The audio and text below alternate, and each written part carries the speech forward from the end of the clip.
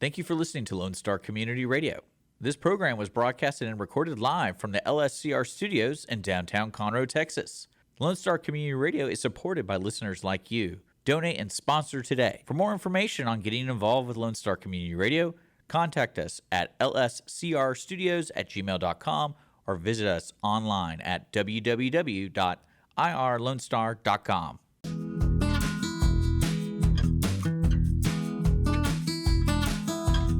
Good morning. Welcome to another episode of Genuine Business Stories. I'm your host, Clint Strom, and today we're joined with the amazing Heather Michelle.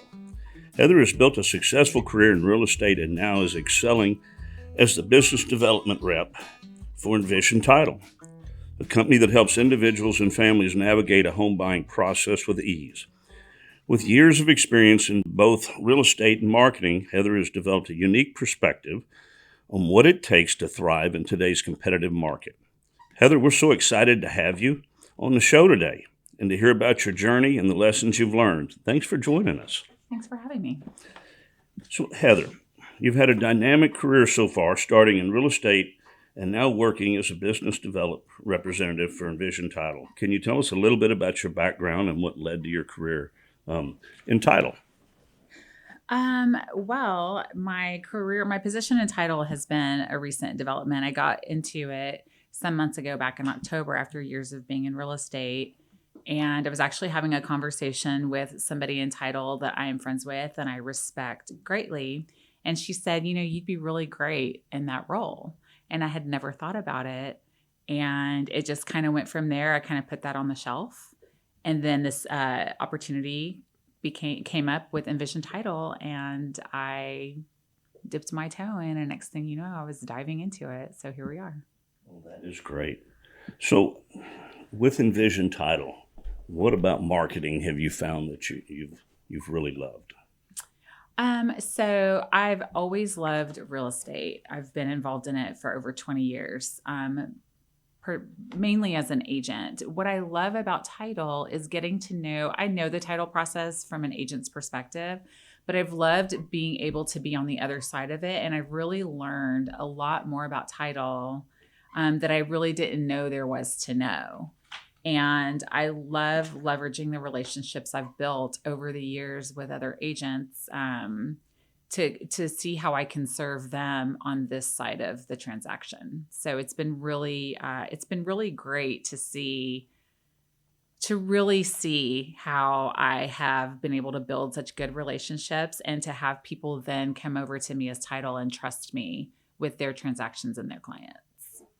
So have you found that because of your background and being successful in real estate, that it has better equipped you to help now that you're in title, your customer base with your real estate agents? Yes, I think it has been extremely beneficial to me. I know what it's like to be on the other side of that as an agent, and I know what I expect, and I know what I always wanted.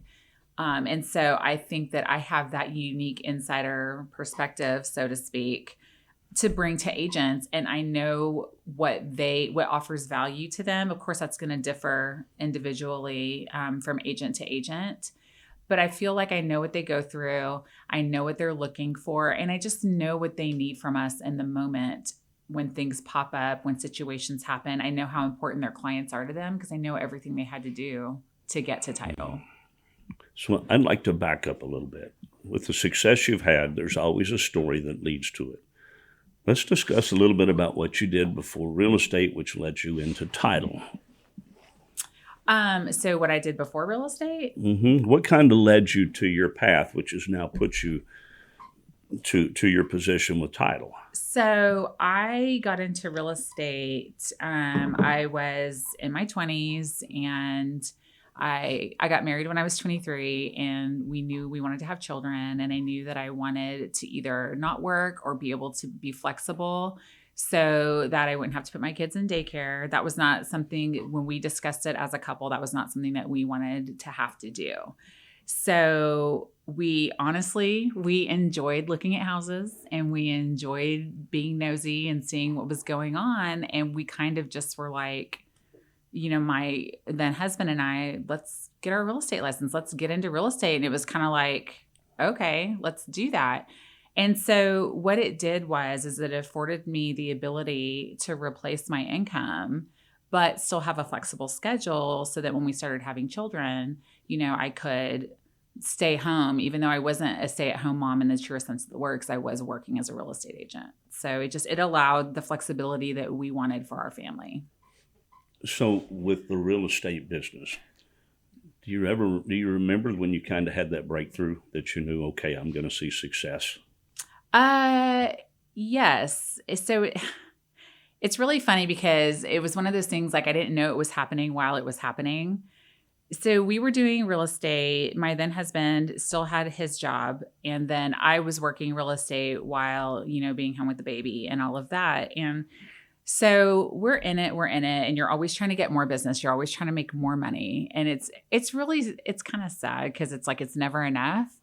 And I remember after our second or third year in real estate, so this was like 06, 07, I was doing our taxes. And when I sat there and I had to pull everything together and I looked at the money we made in real estate, and that was only with me doing it kind of part-time-ish, I realized how much money we made.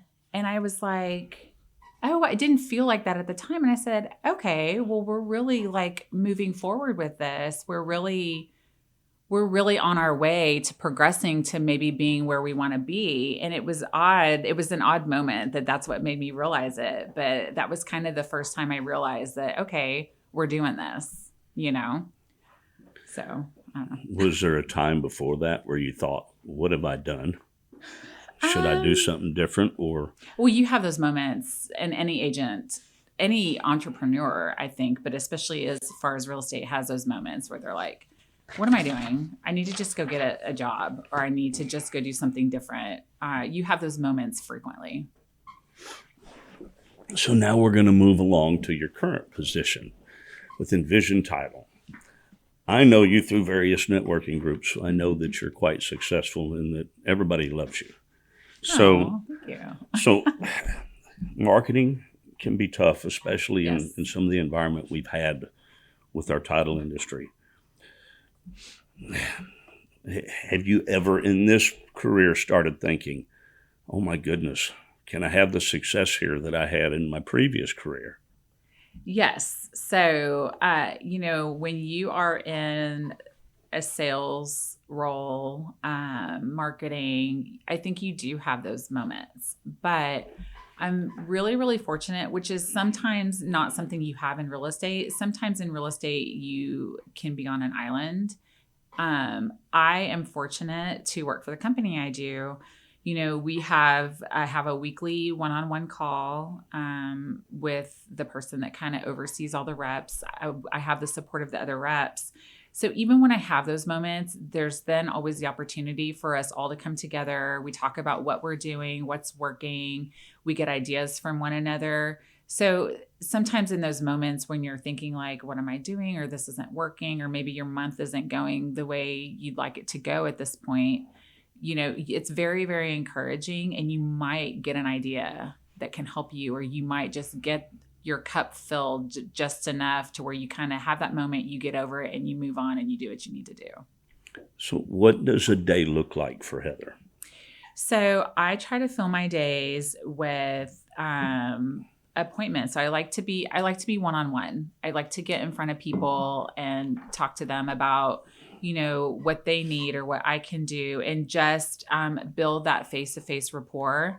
I am a member of a networking group, which, that's how we met. I go to other networking things. I try to do events that I can bring agents together, either to network for something fun, or I try to do classes and give agents information they need. I have my notary. So if I have to go and close to accommodate an agent and their client, I will absolutely do that. So no day is the same for me, but I try to keep it filled with relationship building activities or things to help agents support their business. Or sometimes it's just an admin day and I need to support my business. So, every day is different. And that I kind of like, because you can never be bored in this job.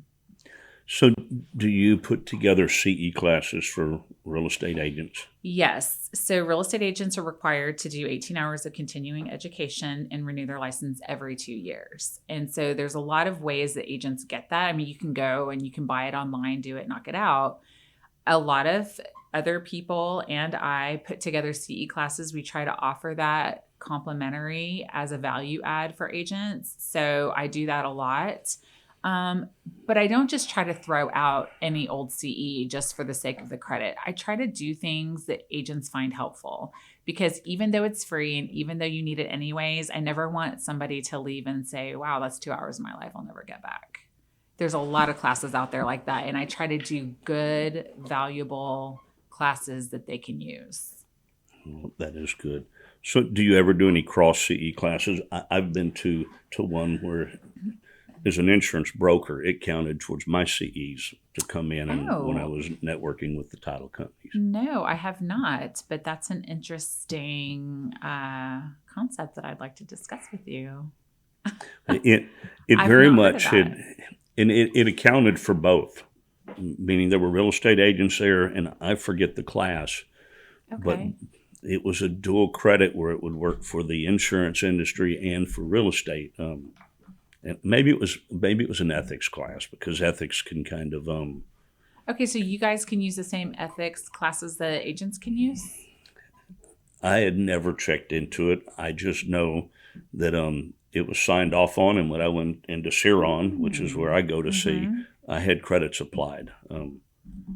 Well, Clint, we're going to have to discuss that, because that is, I would love to do that. I think that's great, because I have insurance referral partners. You know, we do things together for agents. I refer business when I can. You know, I think you guys are going to get it more from personal referrals and from real estate agents. But I would love to offer that to the people that help me do what I do, as far as sponsoring events and connecting me with who they know, just like I try to connect them with who I know. So Yeah, well, we need to get I together think on that that. it could be beneficial, especially to your home and auto agents. Okay. As a commercial insurance broker, I only deal with business insurance, so Right. so my networking isn't as extensive with title companies Right. as other agents are, because of the crossover for customers. I did not know that was a thing. That's good to know. So, looking back, are there any milestones or successes in your current path that you're especially proud of, So, or in life? We can discuss that too. well, as far as life, you know, a few years ago, I went through a pretty big life change, and I feel like I've managed to reestablish myself and kind of my new me. So I'm proud of myself for that. As far as title, this is the successes I've had. I'll kind of go back to what I said earlier, just having people seeing how people see me outside of real estate. Cause I did real estate for a long time as part of a team. And so I did venture off and do it on my own briefly before I got into title.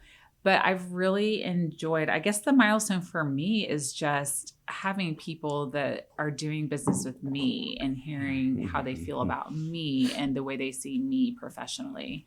So that's been, I guess, I don't know if that's a milestone or just more of an eye-opening experience for me since I've gotten into this. And I've really, really enjoyed connecting with people as me and not as the team and kind of the setup I was in prior. So With what you do, very much your business is relationship based. yes. So let's let people get to know you a little bit. Okay. How many kids do you have? I have 3 kids. I have a son and 2 daughters. And so my son is 19, my daughter is 17, and my youngest is 13. And all 3 the apple of your eye. Of course. They keep me busy, and most importantly, they make me laugh all the time. Are they active in sports and theater and stuff like that? Yes. So my son was an athlete. He still is. He does jujitsu, and then in high school he wrestled. And then my oldest daughter is a volleyball player, and she's been doing that for a hot minute. She'll probably do that in college. And then my youngest has been enjoying theater. I don't know that she'll get into sports. She really wants to kind of go down this road. She's super creative. So She really, really enjoys theater and video editing and all that kind of stuff. So, A couple of crossovers I noticed. The jiu-jitsu. yes. My grandson is taking jiu-jitsu, and I went to his class when he got his first stripe last night. Yes, I would love it. And it is cute watching them work with these youngins. It will, and I'm probably biased, but I feel like I think that jiu-jitsu is superior to most other martial arts. As a matter of fact, I got into it myself and was training. Unfortunately, I stopped going right before I got my blue belt, so I probably need to pick that back up. But, my son was into it and I was going all the time, and I started doing it myself. And it really is, it's really good for anybody. And you can even do it when you're old and your knees hurt. You just have to be careful.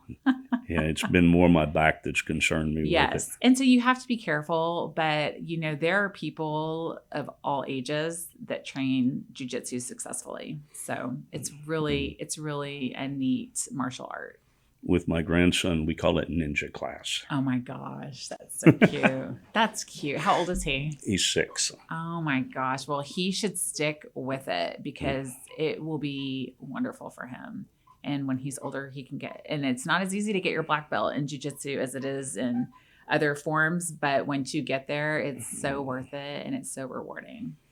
Well, I think that my kids like I say kids, they're adults. I'm the old one, not them. They're in their prime. Yeah. That they like the aspect of the martial arts that helps with the mental side of it. The starting to teach him to think through processes and things like that. So it wasn't just a self-defense class for them. It was a life learning class for the other aspects of martial arts you can pick up. Mm-hmm. And the other tie back in is my daughter. She was in theater, very creative and photography and video editing. And yes, that's what my little one is. And she is a successful real estate agent now, but she'll still do some photo shoots for people and editing of that. But growing up, she loved theater. Well, all of that creativity and video editing and photography all can play into her real estate business. So it all ties together. So as a marketing manager, business development rep at Envision Title, how do you blend your knowledge of real estate with your marketing strategies to support your clients and grow your business? Well, so, that goes into knowing, I know the struggle. I know what these agents are going through trying to lead generate. I know what they're going through showing houses, listing houses, doing open houses, managing their contracts. A lot of them have TCs, but some of them don't. TC is a transaction coordinator. I get it. And I get the frustrations. I get the rewarding experiences. And so, but most of all, I understand that by the time, like I said a minute ago, by the time they get to us, chances are every once in a while you get an easy one, you get a layup, but a lot of the times you don't. And I know that they have just been through it by the time they get to us. And I don't. And so what I want to do is I want to take some of that off of them by doing a good job and doing what we do. And I want to be an extension of them with their clients. And so to tie that back in to kind of my point of view, there's nowhere, unless it's a specific situation that an agent has been, that I haven't been there before. So I understand. And even if they get frustrated with us, I get it, because I've been there. And it gives you the ability then to go back and walk them through the process of where you're at. Yes. to kind of give them some confidence that you guys are on top of solving whatever problems come around. And I'm accessible, and I try to really tailor what I offer to them and what they need for their business. I don't want to just be offering all this useless stuff that nobody needs. In today's world, social media is a huge part of promoting businesses. Tell us a little bit about how you use social media. I know that I see your reels. You are amazing with your reels and engaging, and it keeps people wanting to see what you have to say. So let's talk a little bit about I mean, I think you do a reel, at least every morning or? So I post on my stories every day.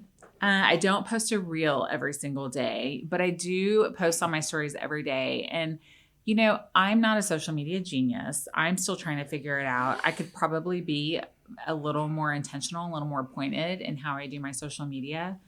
But sometimes I think even just being there is half the battle because it's work. I mean, to post every day, you have to be in it every day. And sometimes we just don't feel like being in it. And I have days like that.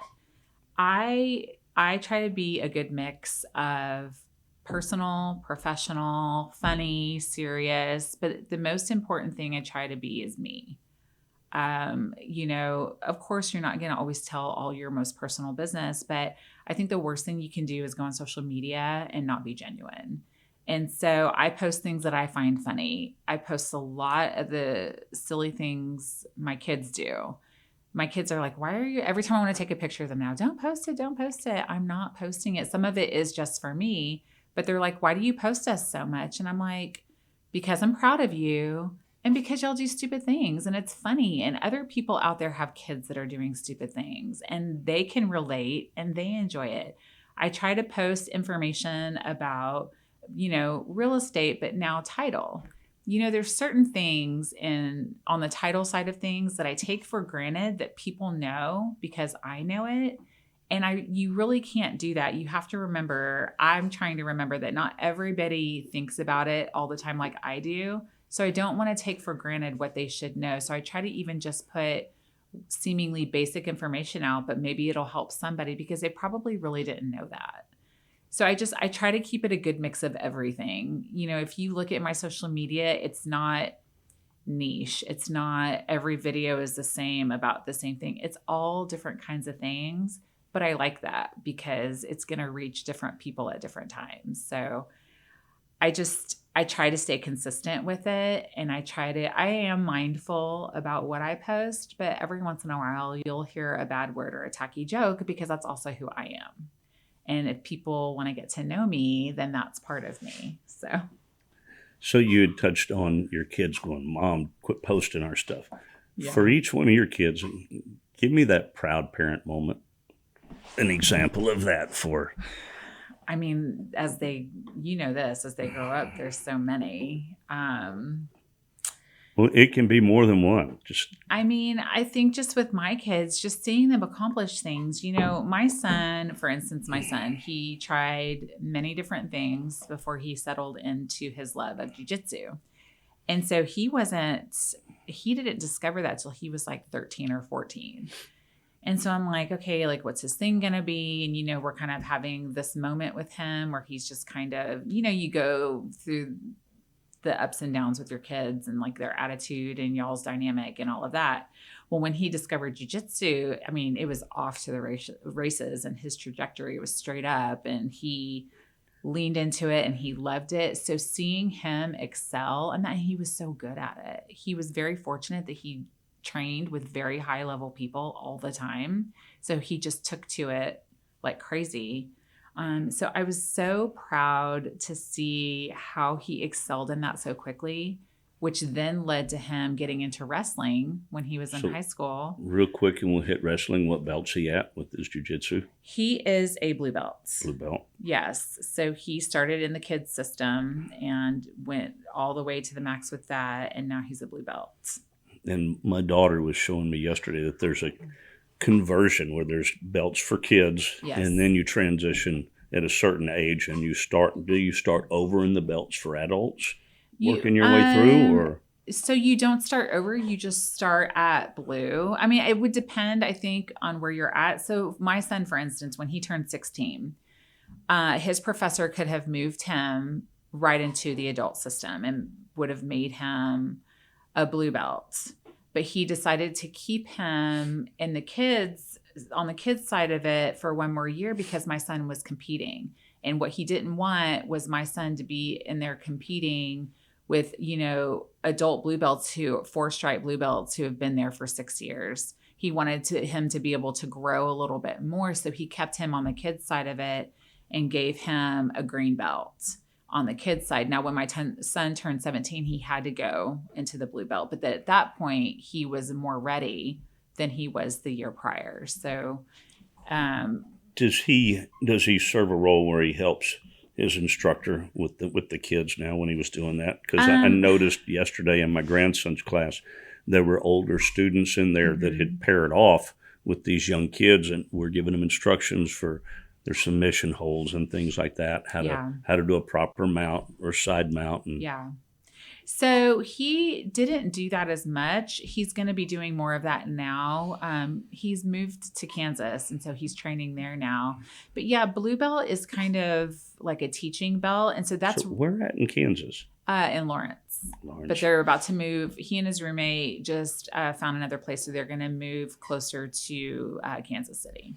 I lived in Overland Park for a couple of years when I was in leadership with I think they looked in Overland Park. Company. Yeah. And I've got family in Olathe and Wichita and in Emporia. So that was our childhood vacations because Dad was from there, and that's where his siblings were. So it wasn't that we didn't take other vacations, but annually we would go back to Dad's home to see family. You have to.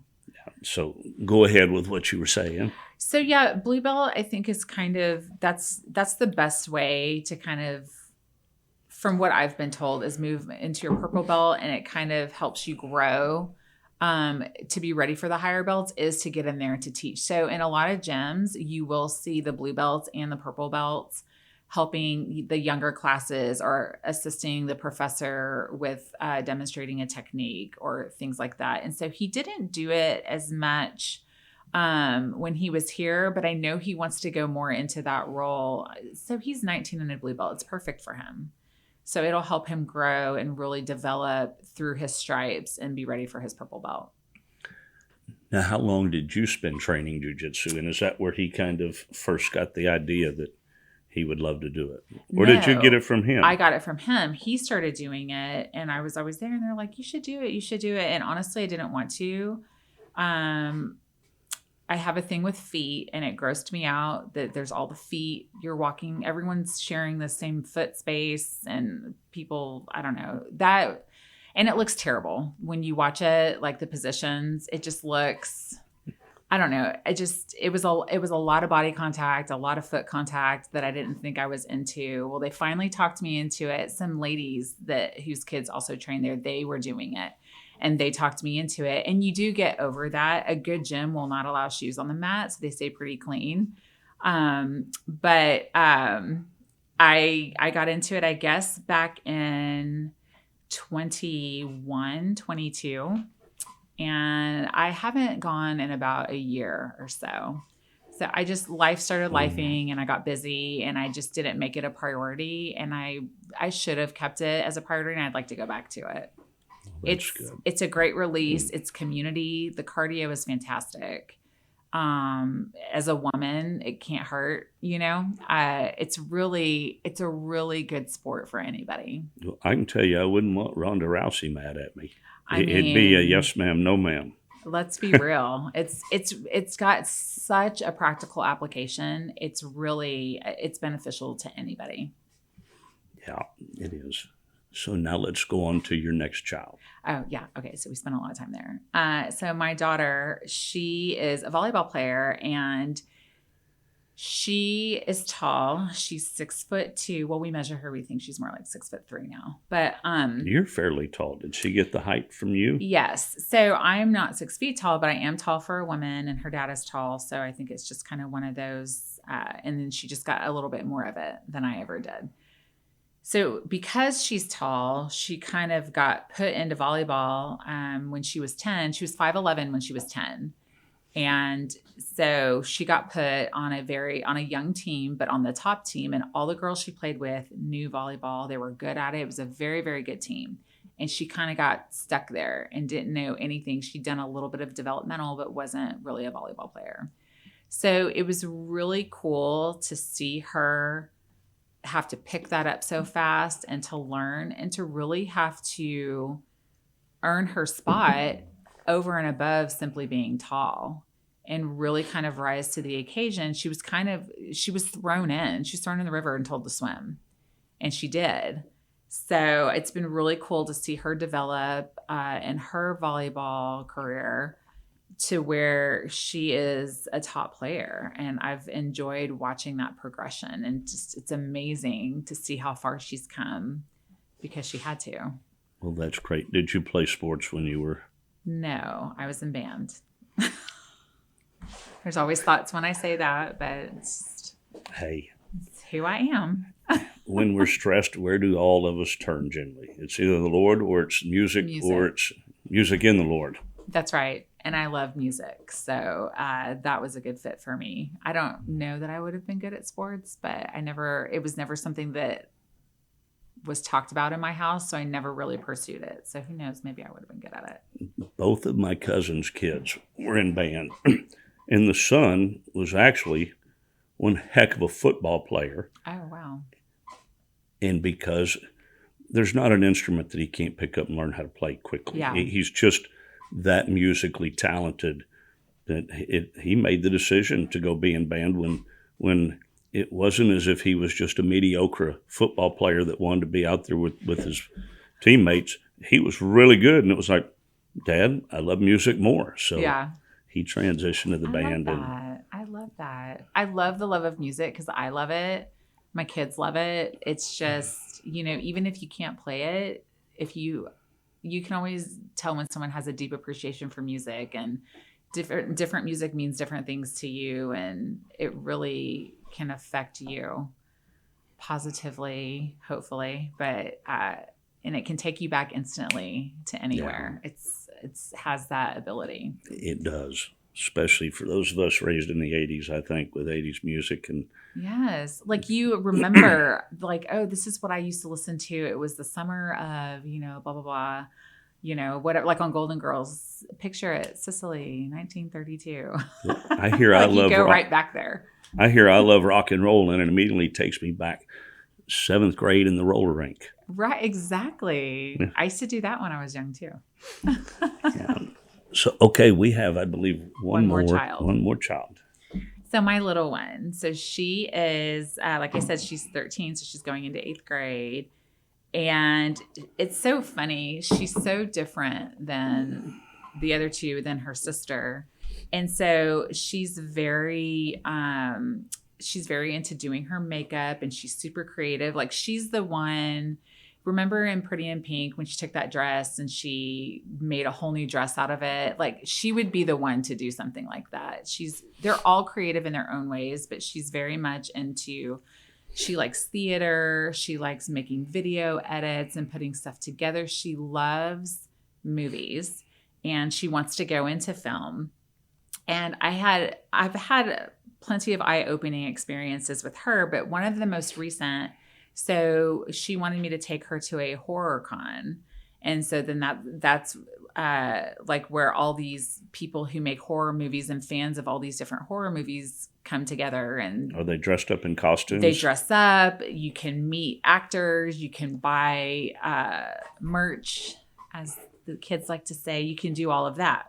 So she wanted to go in Irving. So I said, okay, I'll take you. So we went for the day, and she knew who she wanted to meet. She likes the show Yellow Jackets, and one of the actresses was going to be there. She made a book for her. She had all her friends write something in. It was like a fan book. And so she met her with her own money, paid the $50 to meet her, to get her picture with her, get her autograph, all that stuff. So that was really cool. And then there were 2 or 3. She met a guy from Final Destination. She met the 2 guys from Creep. And so have you seen the last Final Destination? I haven't seen any of them. I don't like scary movies. I don't want to be stressed out. I don't enjoy that. So my 2 daughters love that. So they watch it, and their dad takes them to see whatever. I'm not going to do that. I just watched the latest Final Destination.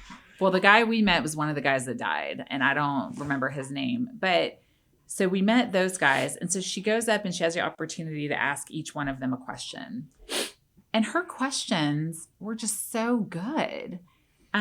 She asked one of them, because in Creep, apparently they had the same camera that they've used the entire time. And she asked them, what made them keep with the same camera or stuff like that. I mean, her questions were not the typical, oh my God, so what was it like to blah, blah, blah. Like she got up there and asked interesting questions. I know nothing about these people. I've since watched Creep though. That's actually a good movie.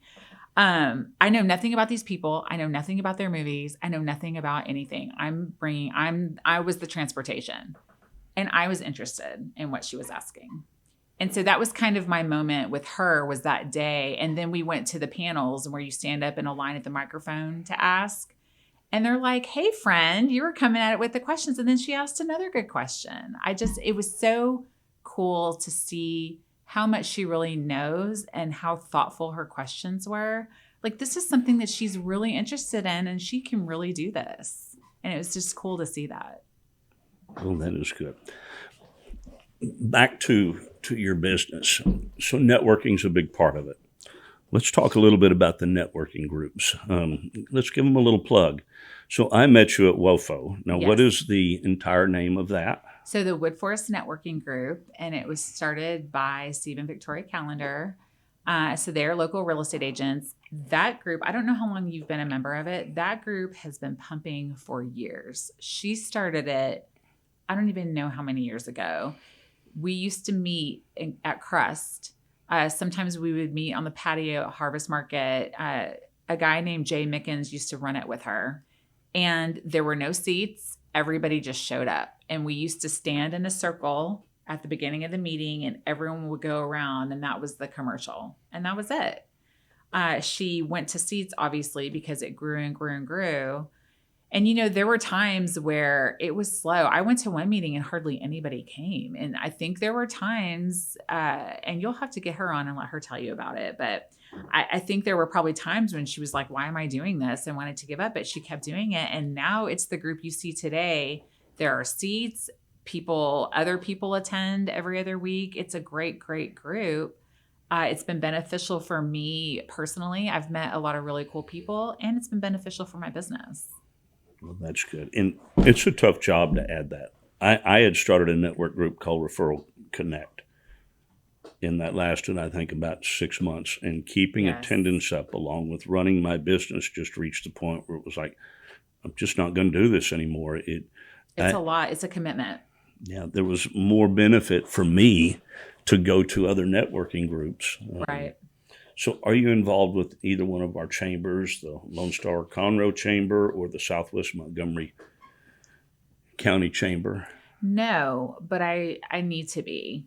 That's something that I've dabbled in chambers. I dabbled in the Woodlands. I was a member of the Woodlands Chamber for a while, but I want to do the Lake Conroe and what was the Magnolia, but now it's the Southwest.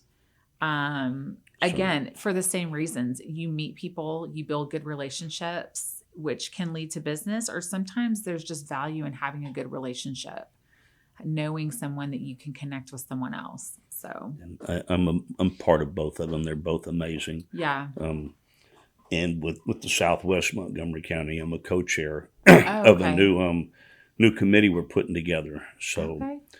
if you'll come and join that one, then I know enough people there to start introducing you around. With Conroe, Lake Conroe, Okay. I'm still learning everybody there, but both of them are great. But we have other mutual friends that with Conroe, Lake Conroe can help to initially introduce you around. I know with networking that first little bit is a little challenge if you don't know Yes. somebody. Yes. You go in and you try to find that balance between butting into people's conversations and getting to know people. Yes. Um, Definitely. No, I would love to. I went to a mixer they had over off 1488, but I haven't really gone to much, but I do need to come and join y'all. I'll get with you on y'all's schedule so I'd love to come and visit and look at joining. the leadership team with both chambers are amazing. I love Okay. working with both of them. That makes a huge They- difference. Yes, they very much want to help you Okay. be a part, but they want to help the businesses too. It's Right. it's not just come meet. They both groups do a really good job of doing what they can to work with the business community. Okay. So what are some other networking groups that you're involved with? So Wood Forest Networking is the only one that I'm an official seat holder in. I go to the WOMTech meetings. We've seen each other at those meetings. I love that one. That one that Jennifer White runs. Yes. I love the vibe with that group. It's a little bit smaller, but everybody just seems to have a connection with each other. And it's very easygoing and comfortable. I really, really enjoy the meetings that I go to for that one. I'm a little partial to that group. That is my main group, and love everybody a part of it. Jennifer is a great meeting member and leader. Mm-hmm. And we also have with WOMTech, Kiki started that organization. Okay. And it actually started in Florida before she moved here. And when she moved here, she wanted to open up a chapter here. And WOMTech stands for Women on a Mission to Earn Commission. Yeah. So when she came here, she wanted to start it. She ended up buying the company. Okay. And she's amazing. And that has now went into multiple other states where I think that it's just kind of took on a life of its own. So that's amazing. I love that. I know that we have somebody that has our title chair that we both know and love, Karen the Connector. Karen the Connector. She is fantastic. I worked with her as an agent. We networked, and she's fantastic. And Karen, she also has her own podcast here with Lone Star Community Radio with Misunderstood. I remember when she was starting that, she was so excited. I love that for her. She does great with it and has fun. Yeah. I say all that to say there are other WOMTech groups that are in Montgomery County that may not have a title seat that would be worth finding. Maybe I should reach out to Kiki and see what's going on with that. Because if the other ones have half the vibe that the one in Wood Forest has, I would be so down for that. It's a great group, and I find it hard to believe that she hasn't been able to replicate that in other areas. I've been a member of a couple, and I'm probably fixing to join another one in Montgomery County just to add to the networking that I'm doing. So they're fantastic. Do you ever find that it's challenging to balance your successful career with your personal life and make sure you've got time for yourself, make sure you've got time for your kids while you are pushing? Because I know that with your position, you have to be on the go quite a bit. Yes. It can be challenging. And when I really started this push to be intentional with my networking and to do a lot of it, I went to a networking thing and I met this lady named Sylvia, and she does outdoor home decor, and she's fantastic. You're going to see more of her. But, we met and we were like, okay, we're going to go to all these things together. And I love meeting people that I can network with. And we were going. And it was probably about a few weeks, a month of just nonstop, boom, boom, boom, boom. And she was like, then we took a breath and she was like, I feel like I have a networking hangover. And so sometimes with what I do, balancing that with personal can be a challenge because there's events in the evenings. Sometimes I put on events. That I did an event last week that was a wine tasting for agents, and that was in the evening. And so it's trying to balance that with trying to be present. My kids have activities. So yeah, it can be a challenge. And sometimes you just have to say stop and you have to disconnect and you have to take time to recharge, because you can really go as much as you want to, but it can take a toll. So, but I think that's the eternal struggle of any entrepreneur, any real estate agent trying to balance family. I was on the phone this morning with an agent, and she's about to take a few days and go to Mexico with the kids. And she said her daughter said, do you think you can not be on your phone and be texting so much? And not disrespectfully, she's a top producing agent. She does really good business. But her daughter... Can you be present with us even though we're on vacation? And her daughter, right, because she sees herself as her client's lifeline and guide through this process. So when they reach out to her, if she can, she's going to respond. And so her daughter asked her that. They're leaving tomorrow. They're going to go for a few days before school starts and just take a small trip. And she said, you know what? She goes, I will absolutely do that. She goes, I'm going to have to check in periodically because they're going to be gone for like 4 days. But she's going to make an effort to not be engaged with work the entire time that she's gone. And I think that can be a struggle for any of us who are running our own businesses or who maybe work a business with a non-traditional schedule. You know, I make an effort to be accessible to my agents and anybody who needs me outside of traditional working hours, because real estate isn't just happening during traditional working hours. That is true. And sometimes you have to cut it. You know, I took my little girl to the movies last week and I'm like, I'm not going to sit here in the movie and be on my phone. I'm going to put the phone down and I'm going to be present with Everybody her. else around you appreciated that. Exactly. And you look around, even the movie theater, you look around and everybody's doing that. And, you know, my daughter doesn't always say something, but she notices.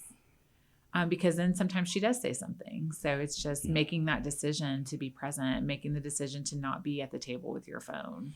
Well, I've read that there's something that it triggers in the brain that is addictive with 100%. our interaction with our phones.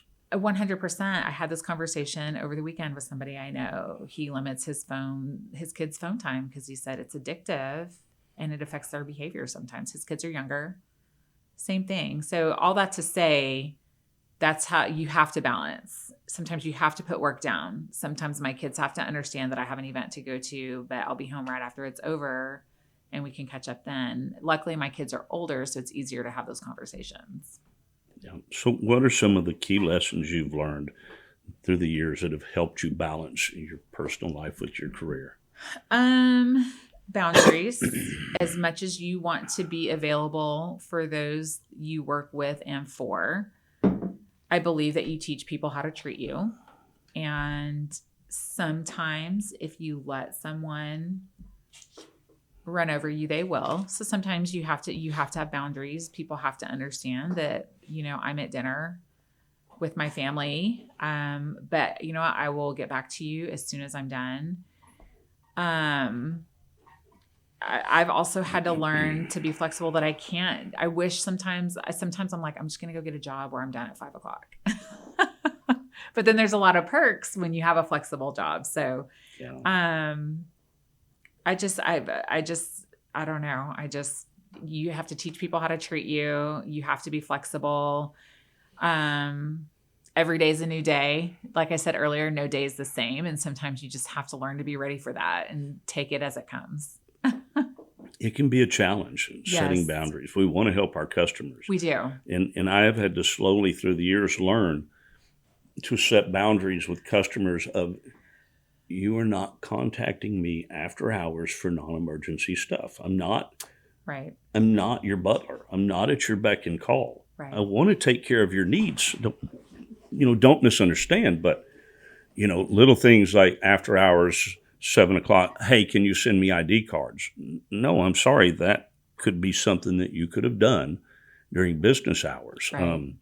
Now if you've got to file a claim and an accident's happened, let's say I've got a commercial building that for a business owner that is burnt, we're looking at their personal property inside, then I very much expect that call whenever it happens, because there's concern as what do I do next, and that takes that stress off. But what I've learned with balancing is you want your time with your family, so it doesn't mean that you get to work your career during your business hours and then save little miscellaneous stuff till afterwards. And it's hard because you don't want to upset your customers and make them feel like they're not important, because it's very much you are important. But, the same as with you, I've got a family life afterwards too. Right. I mean, everybody has something that's important to them. If you don't have kids, maybe you have a hobby. Maybe you want to take your dog and go for a walk and enjoy your time.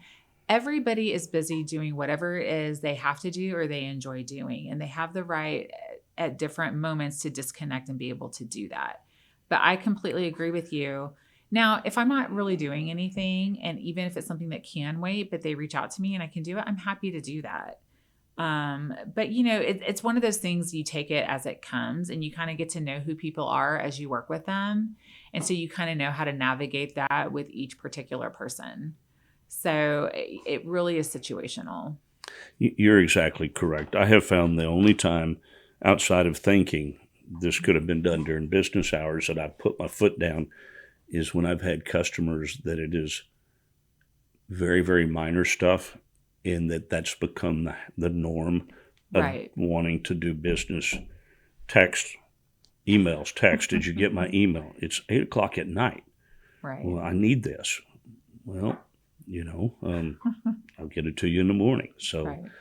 And it's part of that work-life balance that we have. Yeah, and it's a constant struggle. And listen, my kids have worked a lot with me.